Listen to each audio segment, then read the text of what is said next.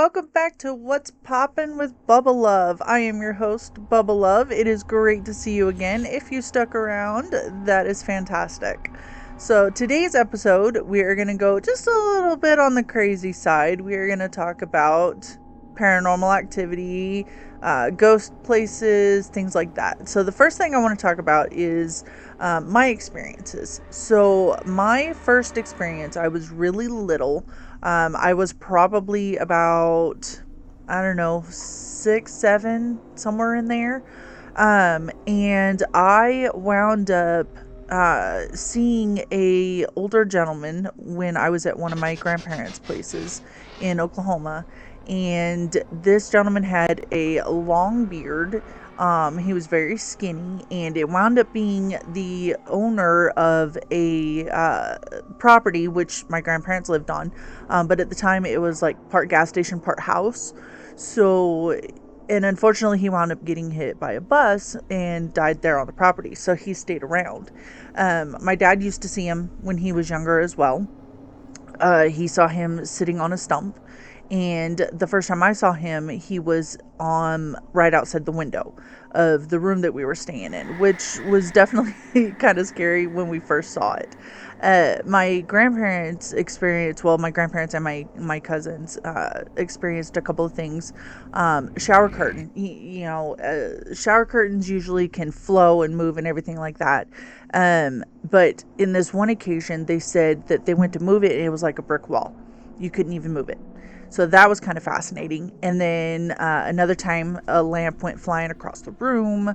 You could see him, walking through the different fields and all this other stuff. So it was interesting to see, but definitely scary whenever you're that little. The next thing I encountered was, I'm trying to think how old I was. I know it was in 99 because my great grandpa passed away. And shortly after that, he had come to me when I was asleep, and he said, "Everything is going to be okay. I am now watching you." And ever since then, I have been able to speak to him, not necessarily just in dreams, but like in that state of, between awake and asleep. And so I can talk to him every now and then. He doesn't always come to me and things like that, but every now and then I could talk to him. Another experience was when my grandmother passed away. Same thing. She would come to me. My great grandmother, same thing. So I can talk and see people, whether I'm awake or asleep. So I found out I had that gift. I was very scared at first, but then I started finding out that it was more prominent and I can do more things with it. So that was fun. And so ever since I was about 5, 6 years old, or 6, 7 years old, whenever I first saw that older gentleman, I have become fascinated with the paranormal, whether it's, my experiences alone or, going out to different places and seeing other people's experiences, things like that. I just became very fascinated with it. So I've always wanted to go ghost hunting myself just to see if I can find other things, not just my family. And so I am now in a place where we can go to many different places. Obviously, there's a list of things, which we'll go over a list of things, different places and everything. But there is places here that I can go to. The first time I did it, I was with a professional group, and my experience was very interesting. We were in an old prison, and they let us go into different places of the prison. So we were walking around, it was in the middle of the night, and using different gadgets and everything. Well, there's this one cell door that was open, and our guide was in there, and he's like, does anybody want to come in? And it's like, oh yeah, I'll do it. I've got some weird vibes going on with that place. So I walked in there, definitely a little bit scared, but I did walk in there, and I just kind of like stood there, and I could feel the hairs kind of stand up a little bit, and it was very different, to say the least, I guess. And then all of a sudden I felt something pull on my ear a little bit, and I was like, oh no, okay, now I'm out. Like I even, when you go and do these things, if you don't want them touching you, you always need to go up and be like, okay, you can, say things to me, you can do things like that, but you're not allowed to touch me, and they shouldn't be able to touch you. And I apologize if you hear a siren in the background, but there is an ambulance going by. Anyway, so the after the ear pull, I stepped out, and our guide was like, are you the one that, because we're doing EVP, which is electronic voice phenomenon. It's, you use like a little mini recorder, and they can pick up things that we can't hear. So they pick up sounds and voices and things like that we can't hear on our level. So at the same time, we're talking to them and trying to get responses, things like that. And so he was like, were you the one that pulled her ear? And all of a sudden, like, everybody's quiet. He's still in the cell or right outside the door. I can't remember.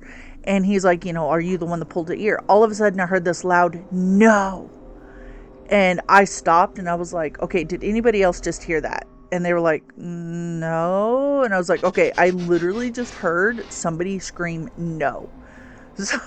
So either he's playing a trick on us and saying, ha, no, I'm not the one. Or he wasn't the one, like the one answering was not the one that pulled my ear. It was a different one. We will never know.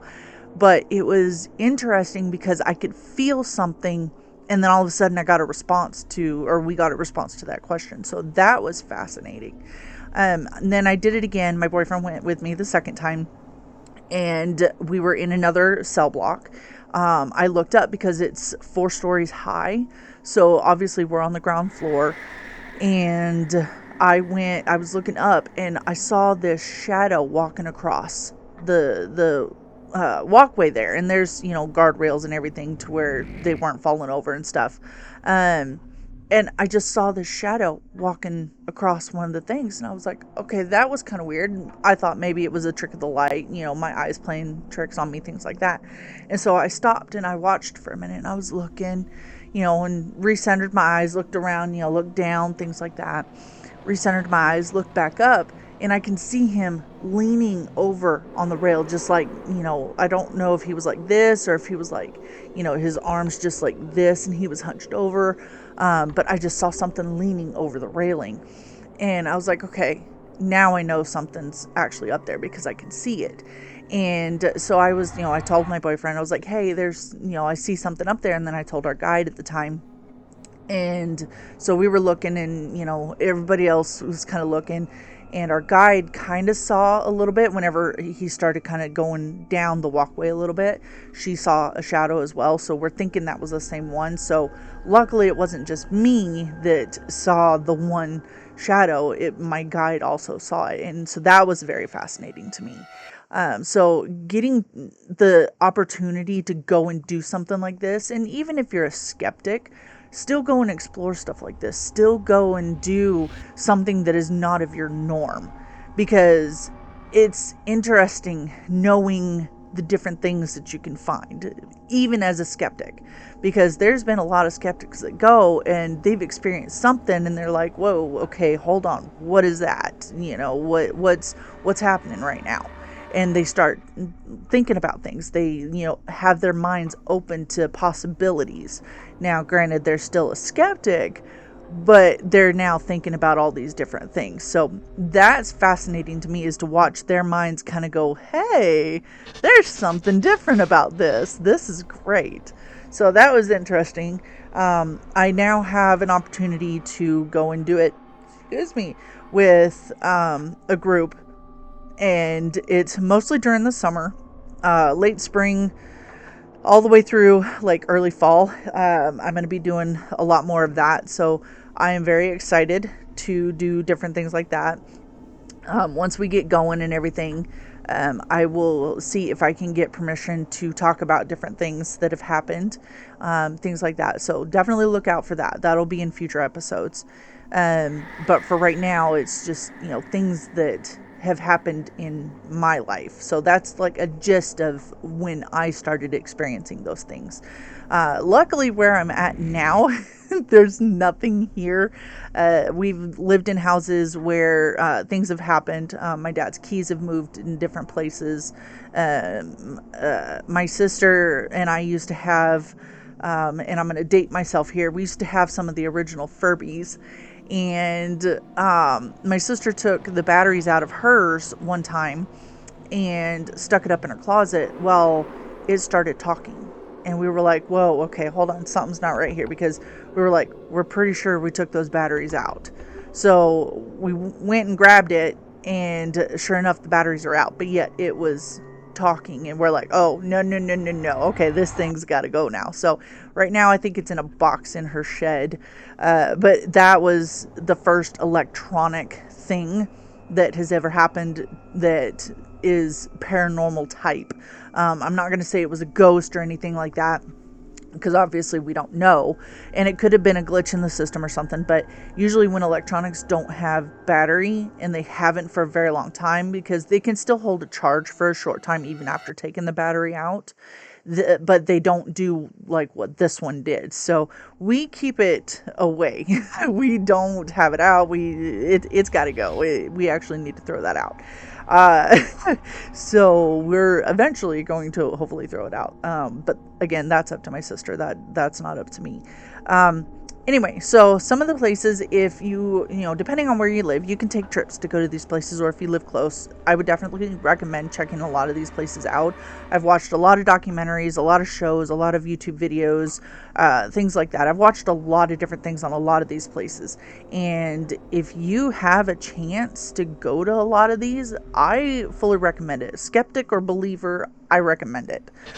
So one of the most haunted places, I should say, according to different studies and statistics and things like that have been done, is the RMS Queen Mary. It's in Long Beach, California. It was a luxury liner that is no longer in use. Now people can tour it and things like that. But in the staterooms and the engine room is where most people experience the most activity, or felt things, or heard things, seen things, all kinds of stuff. That is one of the most, I don't want to say the most active necessarily, because you won't always get something happening, because you can go one night, nothing will happen. You can go the next night and you'll have a couple of things happen. So there's not, I don't want to say it's the most active, but it has the most counts of paranormal things happening, at least according to a lot of these studies. I have not been there. I have not been to California. It is one of the things on my bucket list that I would like to go to. But as of right now, I definitely can't do that. But it is something that I would like to do. So if any of you have ever been there and have, experienced things or not experienced things, whatever the case may be, if you want to share your experiences with me, please let me know. I would love to have you on the show to talk about it. Or if you have other places, after I go through a list of places, if you have a list of things or experiences that you want to talk about, please definitely let me know. We'll get you on the show. We'll talk about it. We'll have some fun with it and everything, because it's one of the things that I definitely am going to be continuously talking about on the show is paranormal stuff, because it's one of the interesting things in my life that I have found that piques my interest a lot. And I'm going to kind of jump back just a little bit. So in my new adventure that's fixing to happen, I am also going to be the photographer as well. So that means I get to practice more of my photography with paranormal this time. And there are different things that have to happen with cameras, because obviously now with AI and everything, people can, change all things, fake things, add stuff. Your camera, especially digital cameras, they have to have certain settings, which I'll go over in a different episode once I get learning a little bit more about it. But they have to have specific settings, because we don't want to create what's called double exposure. If you do double exposure, that's when things start popping up that are not really there, that you want to avoid. You don't want that double exposure. So it has to have certain settings. And then there's like a whole bunch of things to it, which I think that'll be another episode that I'll go over on some different things, because I want to talk about like different techniques, different materials, different equipment, stuff like that. So that'll be a different episode. I'm going to go through this list of things that I have found and that I do know about. Again, I have researched a lot of these different places, but I'm just going to kind of go through a list here. So in Philadelphia, Pennsylvania, there is the Eastern State Penitentiary. That one was in operation from 1829 to 1971. Then there's the Trans-Allegheny Lunatic Asylum in Weston, West Virginia. That one has more of a little girl sighting there, but there was a show that I was recently watching on YouTube called Project Fear. If you ever have a chance, go check their channel out. Fantastic group of people. They have so many different experiences, and this is one of the places that they went to, and they had a lot of things happen to them on that. I've also seen other ghost hunters go to that place as well, and again, they have had so many different experiences. So if you live somewhere close to Weston, West Virginia, or if you want to take a vacation there, I would recommend doing that. Obviously, you have to have permission if you want to do it at night, so contact the correct people and everything. But there, you might be able to go to it during the day. I can't remember if they did tours or not. I don't think they do the tours anymore, but they used to. I need to double check on that though, so definitely do not quote me on that. I definitely need to check my facts again. But if you do have a chance, go check that one out. The Myrtles Plantation in St. Francisville, Louisiana. Louisiana is one of the most haunted states in America. You can pretty much go anywhere in Louisiana and you're going to find something haunted, especially if you go near New Orleans. So again, more places down there are haunted as well. Let's see here. Another one, Winchester Mystery House in San Jose, California. So that one was one.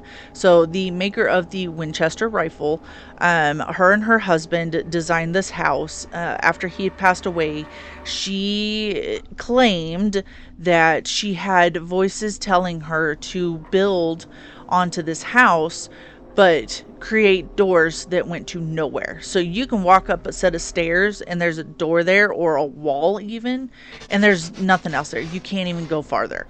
But she claims that there was things telling her to do these things, and I don't think it's being added on anymore. I have to, again, check my facts on that one. It's been a while since I've researched that one. But we will definitely go over that one a little bit more, because that one is very fascinating, and I'll try and pull up some pictures of that one. And another thing later on too that we'll talk about, because I do love history. If you can't tell, I do love history.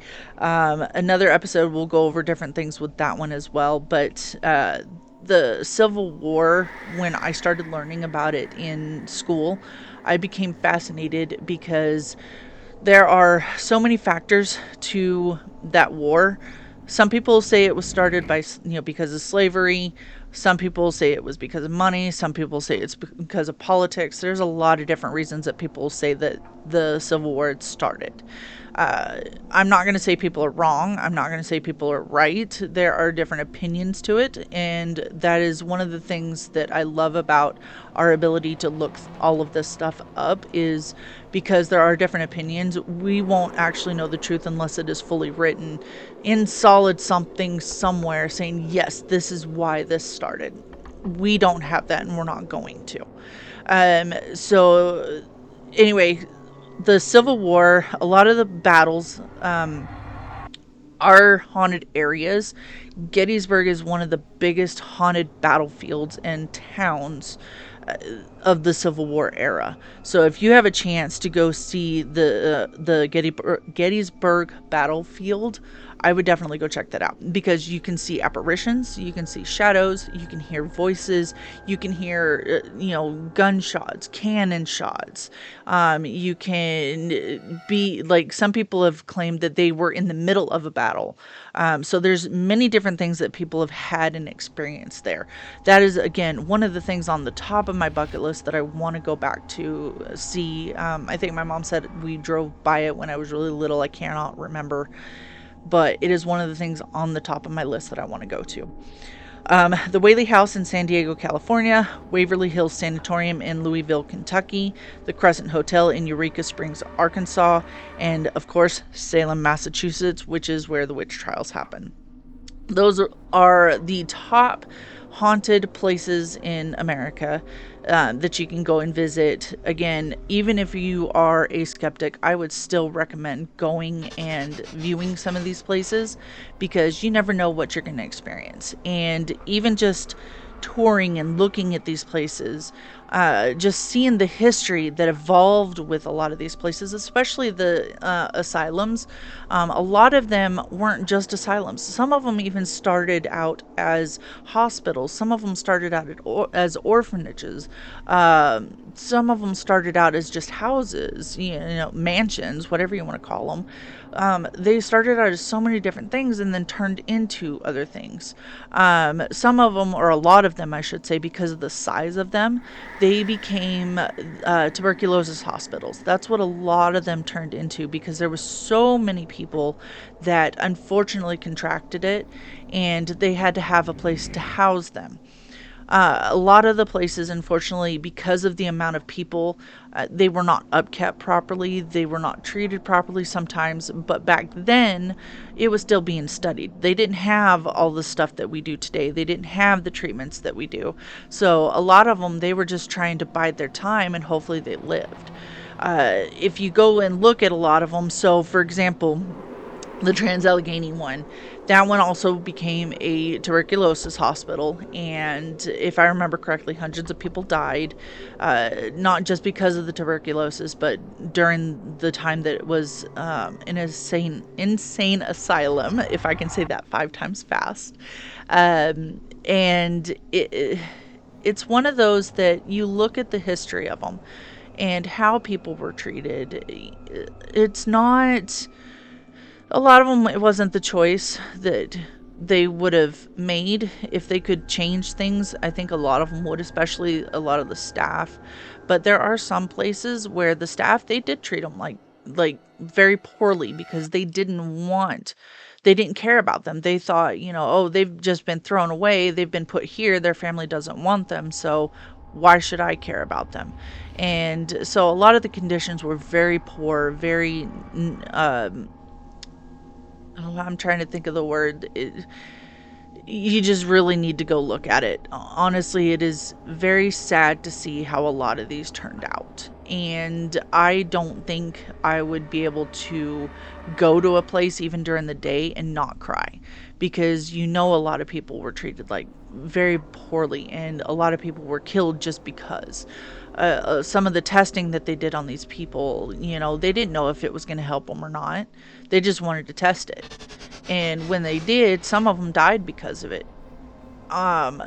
Whether or not that was the outcome that they wanted, we'll never know. But some of these tests they were inhumane. They should not have been done on people. But again, we have no choice. So again, history. I love history. I love researching these things. That is one of the things that I find, again, fascinating is the sanatoriums or insane asylums, things like that. Same, like I said, with the Gettysburg battlefield and things like that. The wars and stuff are some of my favorite things to study, just because wars happen for a reason. And it's in our history, so we don't repeat it. And I think that's one of the things that I find a little frustrating because people don't understand that we're not supposed to be repeating those. And it is in our history. It has nothing to do with us today. We should not be blamed for anything that happened in the past. It is what it is. It happened then. We have to learn from it and not repeat it. But a lot of people, unfortunately, are not finding it that way. And it is very disheartening. Other than that, so going back to the paranormal again, in a different episode, we're going to talk about the different equipment. I had already mentioned EVPs and cameras. We'll talk about all kinds of different ones. I was hopefully trying to find another list of different things. Oh, the Stanley Hotel. Oh my gosh.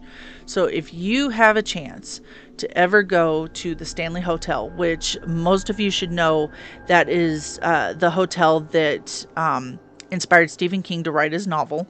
Um, if you ever have a chance, please, please, please go check it out. Even if it's just during the day, go check it out. The scenery up in the mountains, absolutely gorgeous. It is breathtaking. It is relaxing. There's so many different feelings. Just watching it on the internet or TV or anything like that, I can already just feel like the energy that it provides, not just from the surroundings, but the hotel as well. So if you ever have a chance, go to Estes Park, Colorado, go check out the Stanley Hotel. Absolutely fantastic again. Um, Let's see here.